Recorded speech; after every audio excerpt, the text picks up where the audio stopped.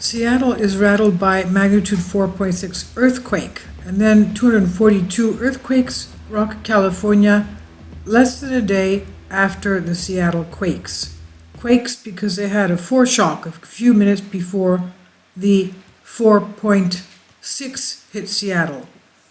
Now, Georgina Laud of Express recaps saying that the Seattle earthquake of magnitude 4.6 hit in the early hours of the morning, local time.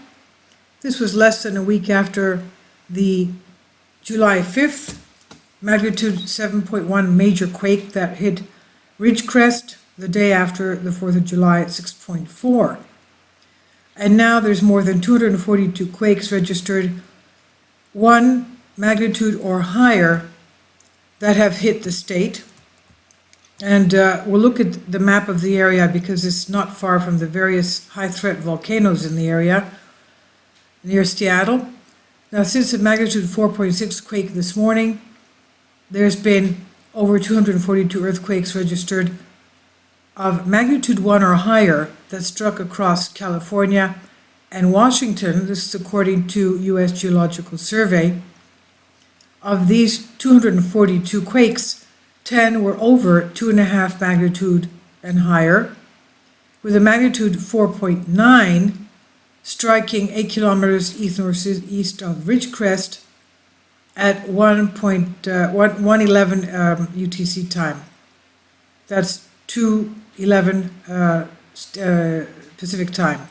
So this comes less than a week after the major 7.1 quake in the Searles Valley in the Coso volcanic field of July 5th. The 4.6 magnitude hit Seattle, just a little bit north of Seattle, I would say about 10 miles north. Washington did so at 2:51 a.m. local time and was immediately followed by a magnitude 3 quake 2 minutes later. The first struck at Three Lakes, Washington, and the second 4 kilometers west of the city of Monroe. No reports of damage or injuries after these quakes, and of course, no tsunami expected by the U.S. National Tsunami Center. One woman tweeted, "We just had an earthquake here in Seattle. Our bed was shaking and hitting the wall," and adding, "It felt so strong." Now, West Seattle blog reported that the quake is not huge, but certainly the strongest in the region in quite some time. And they pointed out that it was the first quake of at least 4 magnitudes since February of 2017. Residents in the area are, of course, shaken following 2 quakes, which struck less than a week ago. And these quakes were followed by thousands of aftershocks, and residents fear more are on the way. We're talking about California. The 7.1 major quake struck July 5th, felt from Sacramento down to the west coast into Mexico, and was the most powerful earthquake to hit California in about 20 years. Now, when we go to the depths of the earthquakes, the 3.5 that struck at 9:53 UTC time was at 31 kilometers depth, 3.5 magnitude, west of Monroe, Washington. And 2 minutes beforehand was the bigger one, the 4.6 magnitude. That was about the same depth. It was at 28.8 kilometers depth. Now, there are those that say that because of the fact that the crust in this area is so thin, that this is deep enough to be under the Earth's crust, which is close to the perhaps magma plumes in the area, the plumes that the magma bodies that are perhaps under the volcanoes of those areas.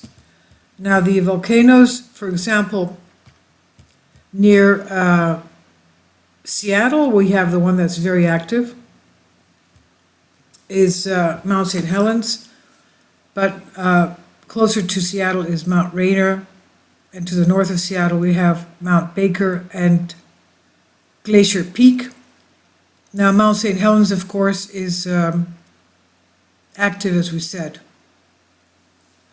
Now let's go to the description of this. The tectonic summary. Earthquakes in the Pacific Northwest, states of Washington and Oregon result from slip on faults in a variety of geographic and geological settings.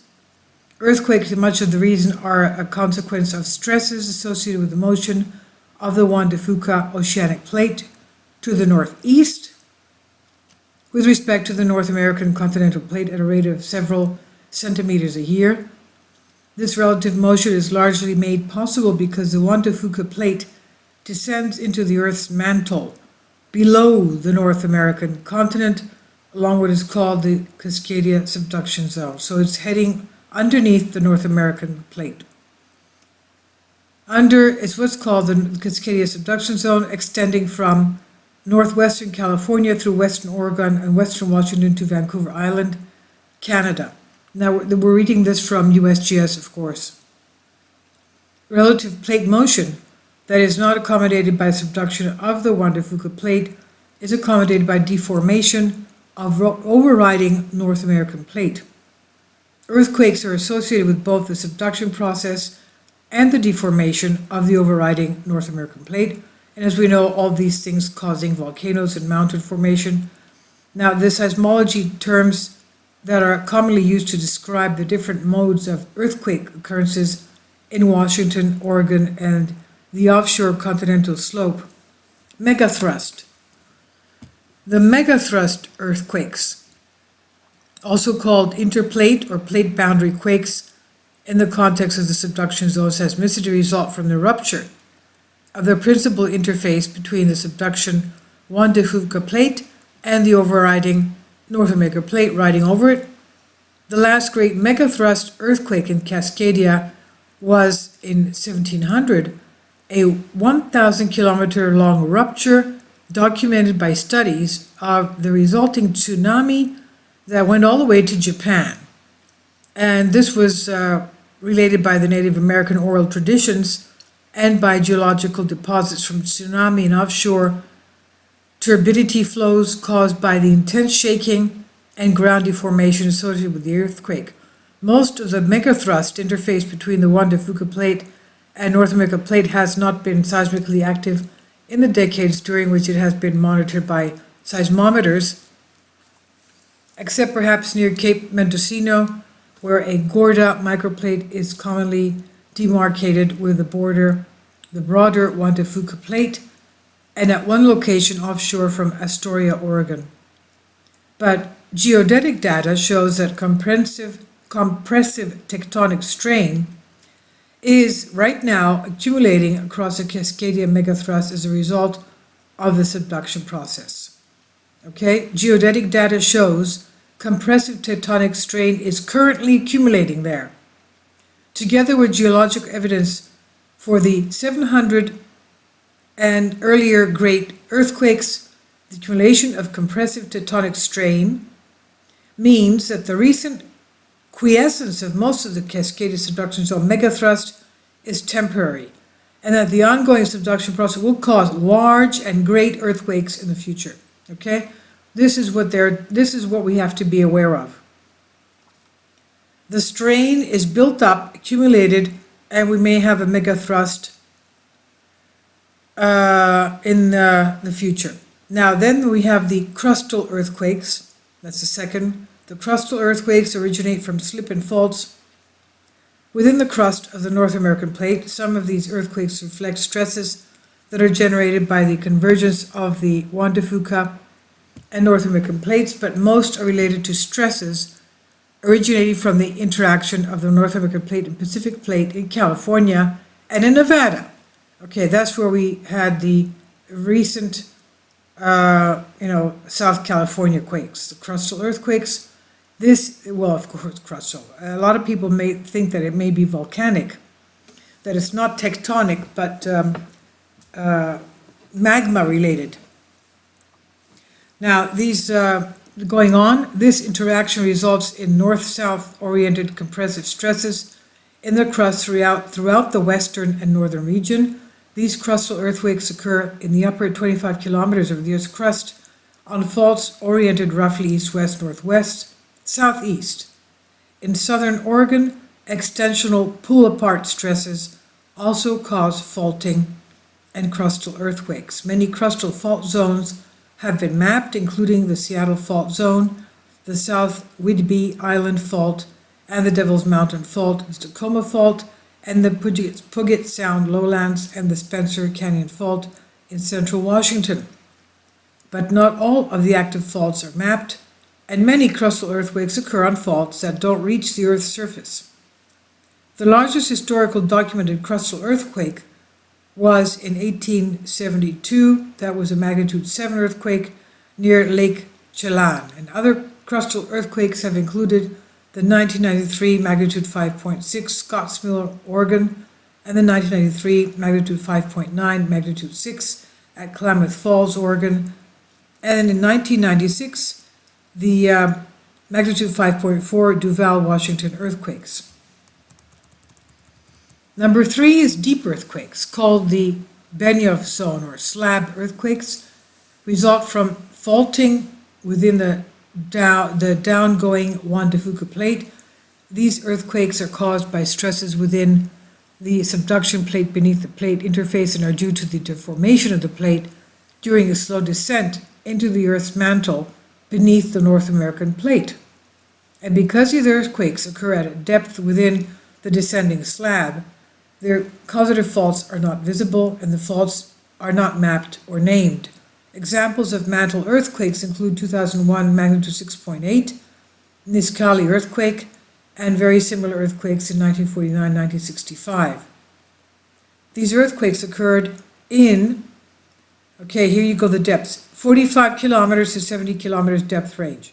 These are the deep earthquakes. So it could be these, the Seattle earthquakes are caused, these are somehow deep earthquakes or perhaps volcanic earthquakes. We'll see what the geologists will come up with. These Pacific Northwest deep earthquakes are not that deep compared to those in a global context called deep. The word often reserved for earthquakes occurring in depths greater than 300 kilometers. Instrumentally recorded mantle earthquakes of the Pacific Northwest have had very few aftershocks. Number 4 is volcanic earthquakes are located near volcanoes and are associated with volcanic processes. Well, we have a lot of volcanoes around Seattle, as we know. Now, the category of volcanic earthquakes includes a variety of earthquake types. Seismograms of many volcanic earthquakes have characteristics that are very similar to those of non-volcanic crustal earthquakes. These earthquakes are thought to result from the perturbation of the regional tectonic stress field by the intrusion of magma and are denoted as volcanic tectonic earthquakes. Other volcanic earthquakes are characterized by signals that are much different than non-volcanic crustal earthquakes and result from such processes as magmatic flow, bubbling, and other processes within the liquid magma chamber, landslides caused by the shallow intrusion of lava, or the explosive violence of the eruption itself. During magmatic unrest at Mount St. Helens in the 1980 eruption and the 2004, hundreds of thousands of volcanic earthquakes took place. Then we have earthquake swarms. A swarm is a term used to describe the temporal distribution of events in a sequence of earthquakes rather than a specific type of locale of earthquake. The term is used to denote a sequence of earthquakes in a small geographic area that are a similar size, in contrast to a main shock or aftershock sequence, in which a larger main shock, perhaps preceded by a few smaller foreshocks, is followed by a sequence of numerous smaller shocks that occur at a generally decreased rate with time. The term swarm may be applied to sequences that last for hours to years, with the largest earthquake in the sequence commonly occurring after the sequence has begun. The term swarm may be used for sequences consisting of dozens of earthquakes as well as for sequences that consist of thousands of shocks. Volcanic unrest is typically associated with a swarm of volcanic earthquakes at or near a volcano. Okay, here we are at Sizewell Berkeley. The 3.5 at UTC 9:53. That's about 3 o'clock in the morning. And the other one was at 2 minutes earlier, again about 2:51 in the morning, 9:51 TC, at a depth of 28.8 kilometers. And as we heard before,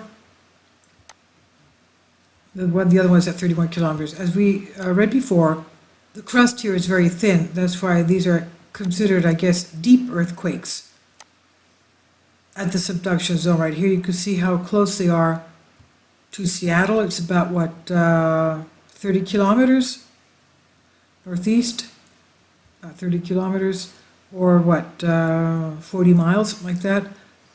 Okay, and here we are in the Google Earth area. This is the subduction zone. And it's not far, of course, from where we had the Bella Bella, Canada earthquakes of about a week ago. About 9 days ago, the started with a 6.2. That then hit down towards Ridgecrest.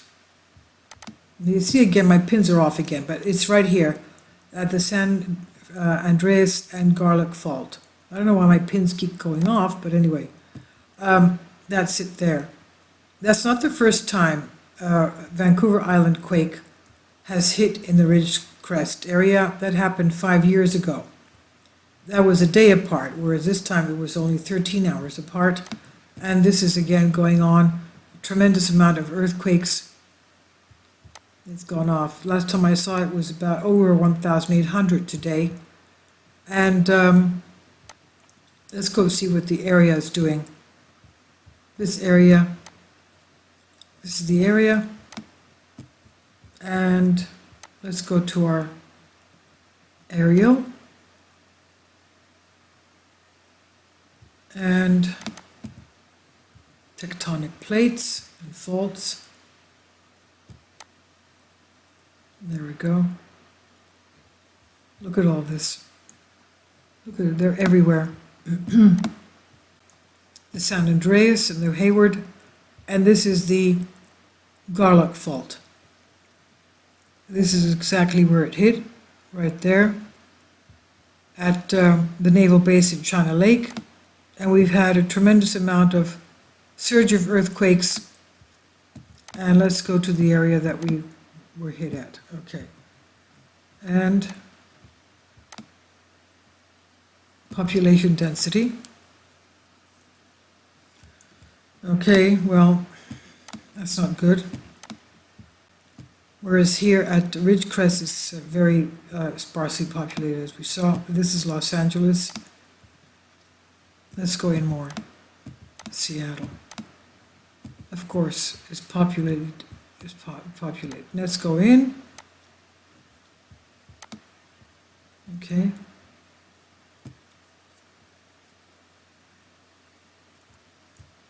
And no, we don't want legend. Shake map. Contours. Wow. Of course they felt it. I guess they could have felt it in Oregon as well. I don't know, depending on how sensitive a person is. But we'll keep an eye on that. Let's see. I'm going back up on Google Earth. Okay, so, you know, obviously Mount St. Helens is in the area of the shake-up. Whether we like it or not, it is. Here we are.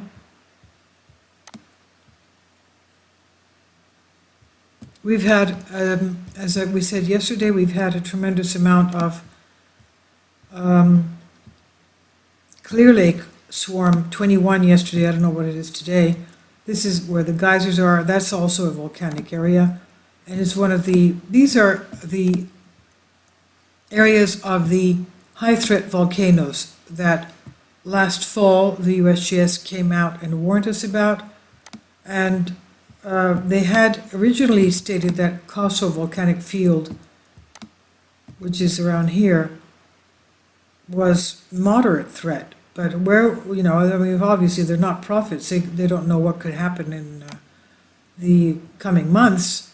And as they told us, the 6.4 July 4th earthquake was on one fault, and the next day the 7.1 major quake was on another fault, crisscrossing the fault that had the earthquake the day before. So that is a very unusual thing for them to have noticed, and they're scurrying to find out what each of those faults will be giving in the future, because they're shaken and awake. And there's an uptick now of earthquakes, not only this area, but going up all along the San Andreas. And the whole of the US felt these earthquakes. It took some time, but it radiated to the whole of the US, whole of Canada, all the way up to Alaska. And the heliplots show that it went all the way around the world. And it's not just the US that is showing this. So we'll take a look at what the other areas have shown, even Yellowstone. We'll take a look at that, because that seems to be a little quiet. I know there's an uptick in the geyser activity in Steamboat Geyser. So we'll take a look at what the USGS is reporting on what's going on there. And I'll leave links below for you for this.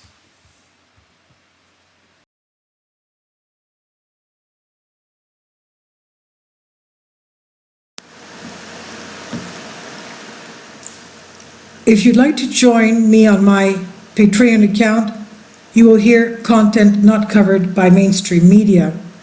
These riveting stories will be based on my research, and I will state my opinions and give my personal insight on diverse and controversial subjects and world events not covered by mainstream media, and not supported by YouTube guidelines. So whatever I have on my Patreon, most of those will not be on my YouTube channel. Please consider becoming a member today. More of the most significant and important videos will be on my Patreon channel. Your support helps me to continue my research and keeps this YouTube channel alive. And we depend on your support, your generous charity, because we help economically challenged families here in Athens, Greece, in Kapota, and we also help the young generation with university tuition and the community around our church. Thank you.